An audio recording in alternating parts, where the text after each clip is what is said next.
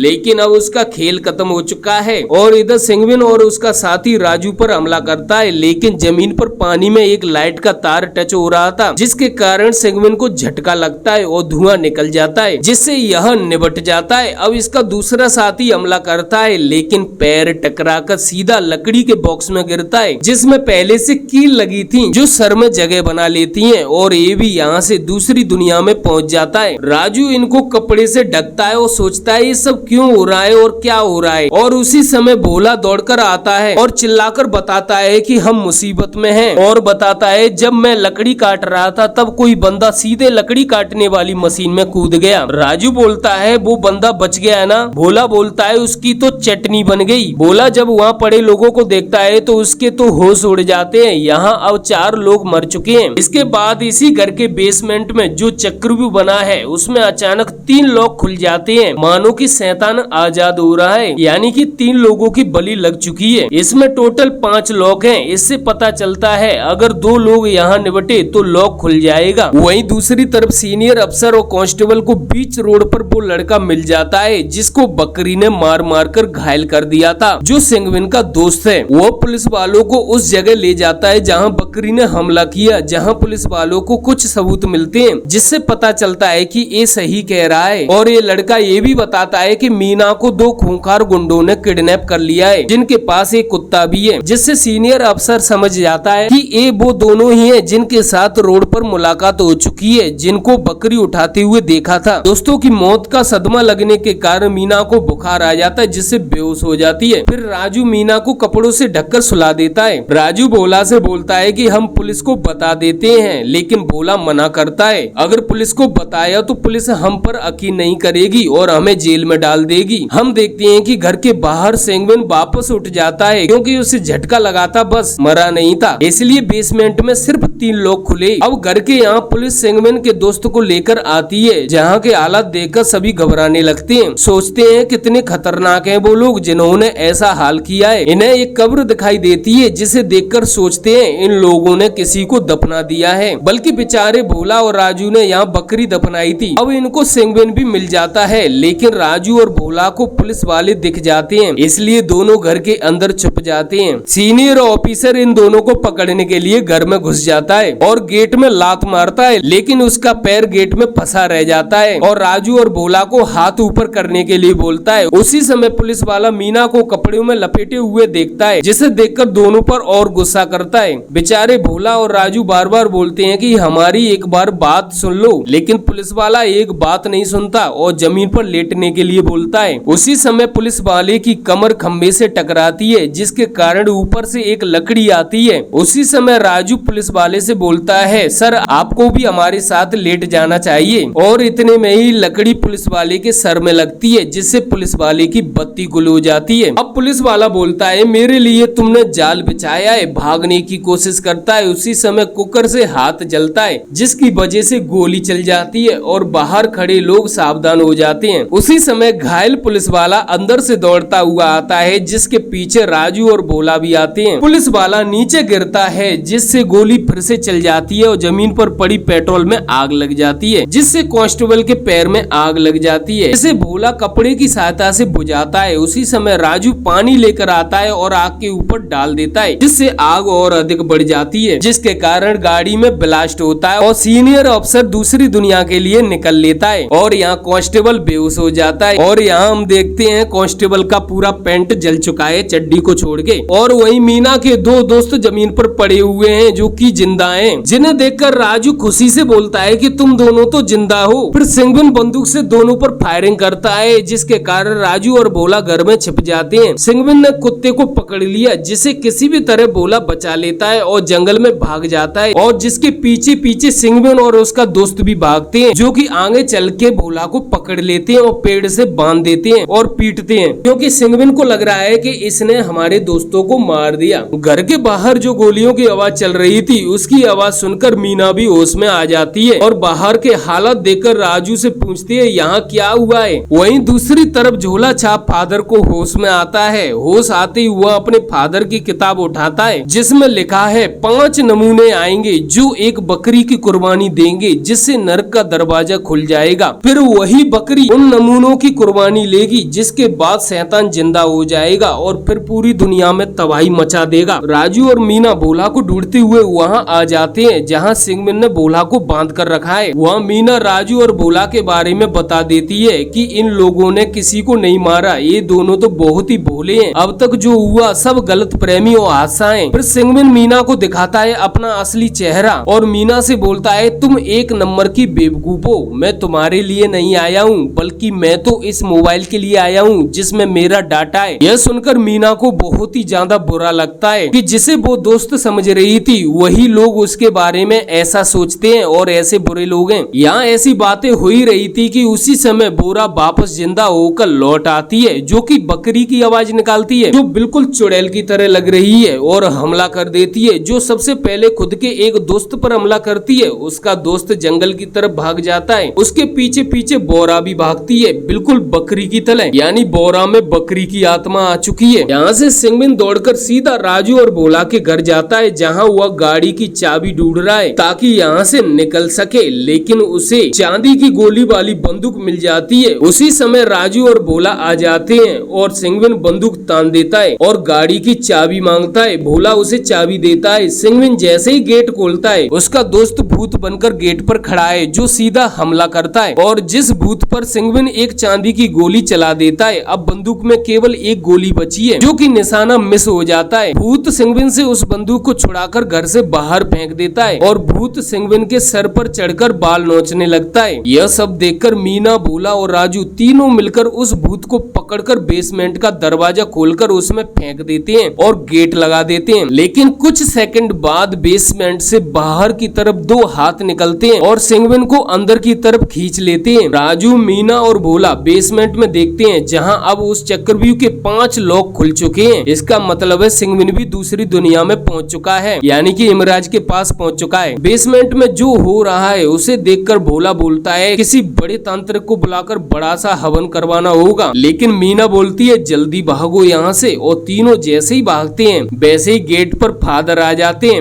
और वह झोला छाप फादर राजू और भोला को ही शैतान समझता है, लेकिन कुछ ही पल में समझ आ जाता है कि ये शैतान नहीं है। झोला छाप फादर बताता है कि शैतान जाग उठा है। इस झोला छाप फादर की एक कमी है, इसे इंग्लिश बिल्कुल नहीं आती, ना ही समझ में आती है। अब सभी छत की तरफ देखते हैं, जहाँ शैतान बैठा हुआ है, जिसने सिंगविन के शरीर को अपना शरीर बना लिया है, जो बहुत ही भयानक और डरावना लग रहा है, जिसके 2 बड़े-बड़े सींग भी हैं, जिसे झोला छाप फादर रोकने की कोशिश करता है, लेकिन शैतान बोलता है बकवास बंद करो और हमला कर देता है, जिसके कारण प्लास्टिक की शीशियों से तेल जमीन पर गिरने लगता है। शैतान की आवाज सुनकर कांस्टेबल होश में आ जाता है। वो देखता है कि उसका पैंट नहीं है, इसलिए वो अपने सीनियर अफसर के पैंट को उतारकर पहन लेता है। घर में फादर अपना मंत्र बोलता है और शैतान को डराने लगता है। झोला छाप फादर के मंत्रों को सुनकर शैतान डरने की एक्टिंग करता है और फिर शैतान बोलता है बड़ा होने से कोई समझदार नहीं होता, और शैतान फादर को जोरदार झापड़ देता है और फादर सीधा राजू और मीना और भोला के पैरों में जाकर गिरता है और फिर फर्राटेदार इंग्लिश बोलने लगता है, मानो कि अभी फादर इंग्लिश स्पीकिंग का कोर्स करके आई हो। शैतान बोलता है मैं तुम सभी को नर्क की आग में जला दूंगा, लेकिन उसी समय राजू की नजर जमीन पर फैले तेल पर पड़ती है। यह देखकर भोला लाइटर जला देता है। भोला, राजू और मीना फादर को लेकर घर से बाहर आ जाते हैं। उसी समय पूरे घर में आग लग जाती है। यह सब उस शैतान को मारने के लिए किया, लेकिन वह शैतान अभी भी जिंदा है और घर से बाहर आता है। शैतान ने वहाँ पड़े मुर्दों को फिर से जिंदा कर दिया, जैसे कि सीनियर अफसर और ताबूत में पड़ा हुआ शख्स। यह भोला अपने भाई को जाने के लिए बोलता है कि तुम यहाँ से चले जाओ, मैं देख लूंगा इस शैतान को। दरअसल ये भोला और राजू जहाँ जहाँ रहे वहाँ के लोगों ने इन लोगों को शकल देखकर इनसे नफरती की और इन लोगों को कहीं भी चैन से रहने नहीं दिया। इसलिए इन दोनों ने सभी लोगों से दूर, शहर से दूर यहाँ जंगल में घर लिया था ताकि अच्छा जीवन बिता सकें। लेकिन यहाँ भी मुसीबत आ गई। लेकिन राजू अपने भाई को छोड़कर नहीं जाता और यहाँ देखते हैं दोनों भाई शैतान से लड़ रहे हैं और वहीं झोला छाप फादर मीना से बोलता है कि ये शैतान सिर्फ चांदी की गोलियों से मरेगा, तुम्हें वो बंदूक ढूंढनी होगी जिसमें चांदी की गोलियां हैं। और मीना को अच्छे से पता है कि बंदूक कहाँ है। मीना बंदूक को ढूंढ लेती है, लेकिन वह बिल्कुल टूट चुकी है और चांदी की गोली नीचे जमीन पर पड़ी हुई थी, जो कि मीना को मिल जाती है। वहीं बकरी वाला शैतान भोला और राजू से बोलता है कि तुम दोनों बहुत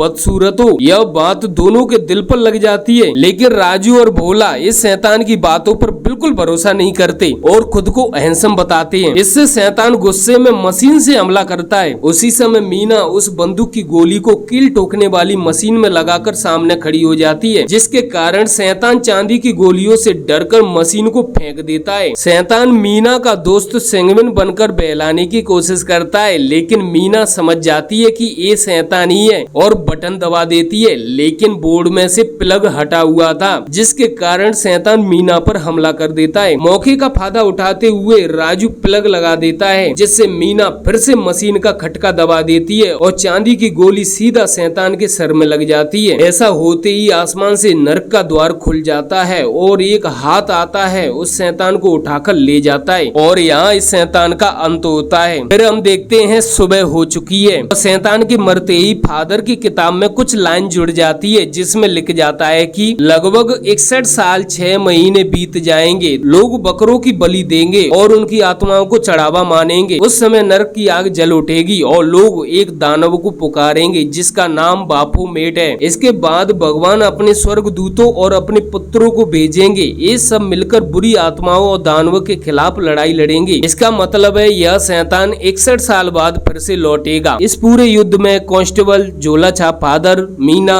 राजू और भोला बच गए, जिनसे मीडिया वाले पूछताछ करते हैं, जिसमें कांस्टेबल वहाँ क्या क्या हुआ पूरा सच बता देता है, जिसमें राजू और भोला बेकसूर हैं। फिर फादर मीना और राजू की शादी करा देते हैं और उसी घर में रहने लगते हैं। ये कहानी आपको पसंद आई हो तो हमारे चैनल को सब्सक्राइब करके बेल आइकन को दबा देना, जिससे हम मोटिवेट हो सकें, और कमेंट्स बॉक्स में हमें जरूर बताना आपको किस प्रकार की मूवी पसंद है।